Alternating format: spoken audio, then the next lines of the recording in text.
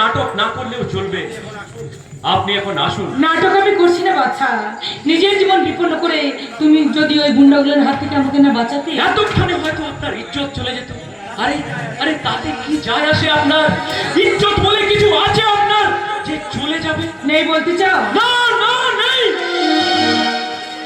আপনি এরকম একটা ছোট পোশাক পরে নিজেকে বেআব্রু করে রাখতে পারতেন না বাচ্চা? শাহরুখের পকেটে মেয়ে একটা অর্ধনগ্ন পোশাক পরে রংবাহারি সাজে সজ্জিত হয়ে এই বর্তমান যুব সমাজকে বিপদগামী করাই আপনার নেশা। তাই আপনার কৃতজ্ঞতার আমার কোনো প্রয়োজন নেই। দয়া করে আপনি এখন আসুন। নমস্কার। আজ তুমি আমার যে উপকার করেছো। ভাবুন, আমি এক পথ চলতি পথিকের কর্তব্য পালন করেছি মাত্র। তোমার সেই কর্তব্য আমার সারা দেহ মনে মায়া জালের মতো জড়িয়ে আছে। নির্লজ্জতার চাকু দিয়ে কুচি কুচি করে কেটে বেরিয়ে আসুন। পারছি না পারছি না আর সারা জীবনেও হয়তো আমি পারবো না। তাহলে এই অক্ষমতাই হবে হয়তো আপনার মৃত্যুর কারণ। সেই মৃত্যু হবে আমার গৌরবে যদি তুমি আমার পাশে থাকো। অসম্ভব। আমি এক তপ্ত গরু আমি মরুদ্যান তৈরি করবো। আপনি কি জানেন আমি একটা মুসলমানের ছেলে? আমি বাজার ঘুরে সওদা করতে আসিনি বাচ্চা যে সব কিছু জাতি ধর্মের হিসাব করবো। অন্তরে চাকর অপর নামে করে ভালোবাসা আর সেই পবিত্র ভালোবাসার বিচার ব্যবসায়িক দায়ী পারলে হয় না বাচ্চা, হতে পারে না। কোথায় কথা গেঁথে মন ভরানো কাব্য রচনা করা যায় মিস? কোথায়? জীবন নয়। জীবনকে তুমি যতটা চেনো আমিও ঠিক ততটাই চিনি বাচ্চা। তবু আপনাকে আমি অনুরোধ করছি, আপনি এখান থেকে যান। বিখ্যাত সমাজসেবীর মেয়ে আপনি এখানে বেশিক্ষণ থাকলে আপনার বাবার ইজ্জত যেতে পারে, এমনকি আপনারও অনেক ক্ষতি হয়ে যাবে, তাই না বাচ্চা? বেশ, তোমার কথার মর্যাদা রাখতে আমি এখান থেকে চলে যাচ্ছি। তবে যাওয়ার আগে আমি শুধু একটা কথা বলে যাচ্ছি, জীবনে কখনো কারো উপকারের ঋণ আমি স্বীকার করিনি, তবে আজ যখন আমি স্বীকার করছি তখন সেই উপকারের ঋণ আমি জীবন দিয়েও শোধ করে যাবো বাচ্চা। আমি জীবন দিয়ে হলেও শোধ করে যাবো। আপনার উপকারের বিনিময়ে প্রতিদান গ্রহণ করার মতো যোগ্যতা আমার তাই ভুলে যান আজকের এই কয়েক মিনিটের কথা ভুলে যান। নিঃস্ব রিক্ত বেকার ছেলে আমি, আপনার প্রতিদানের নিষ্ঠতা আমার নেই।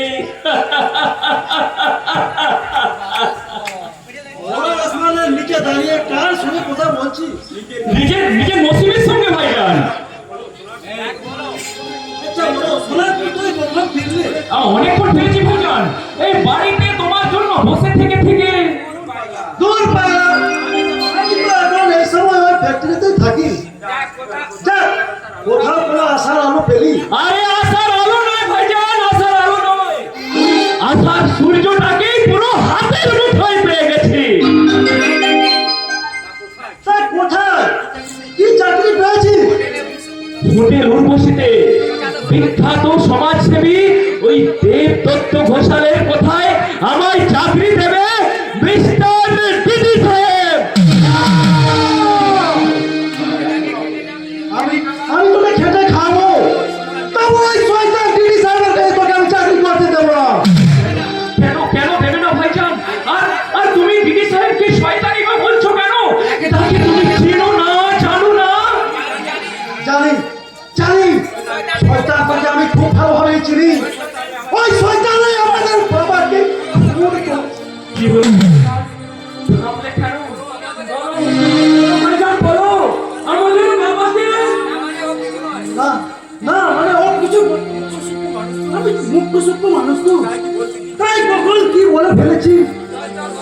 চল ঘরে চল, সেই কখন খেয়ে বেরিয়েছিস। দাঁড়া ভাইজান, তুমি আমার চোখকে এতদিন ফাঁকি দিতে পারলেও আজ কিন্তু দিতে পারোনি। তাই আজ তোমায় বলতেই হবে ভাইজান, আমাদের বাবার প্রকৃত খুনি কে?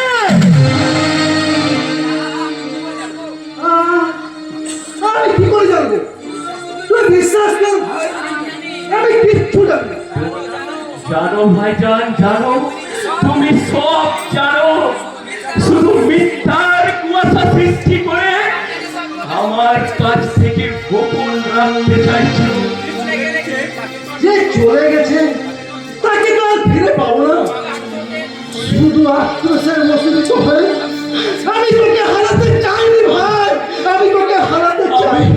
আমি এত সহজে হারাবো না ভাইজান। তুমি শুধু বলো আমাদের বাবার আসল খুনি কে? তোর যখন এত জেদ তখন শোন, সেই খুনির নাম দিদি সাহেব। কি বলছো তুমি?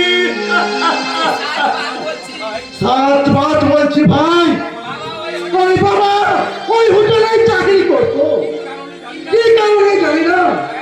একদিন দিদি সাহেবের লোক ফোন করলো আমাকে, আর মাকে জোর করে ধরে নিয়ে গেল। তারপর মাকে আমি কত খুঁজলাম, কিন্তু কোথাও মায়ের সন্ধান পেলাম না। তাহলে তাহলে আমাদের দুজনকে আমি তোকে নিয়ে পালিয়ে গেলাম। তাই আজ আমরা দু ভাই এখনো বেঁচে আছি। একে বাঁচা বলি না ভাইজান, একে বাঁচা বলি না। এ বাঁচাটি মৃত্যুর সমান। চোখের সামনে বাবা মায়ের খুনি মাথা উঁচু করে সসম্মানে ঘুরে বেড়াবে, আর আমরা দুটি ভাই মৃত্যু ভয়ে ভীরু কাপুরুষের মতো লুকিয়ে থাকবো। না ভাইজান, না, এ হতে পারে না ভাইজান, এ হতে পারে না। আচ্ছা তুই কি করবি? ওদের কোটি কোটি টাকা আছে, আর সেই টাকার জন্য হাজার হাজার গুন্ডা পুষে রেখেছে। তাতে সেই গুন্ডা বাহিনীর কোপানোর জোরে পুড়বো না ভাইজান, পুড়বো না। মনে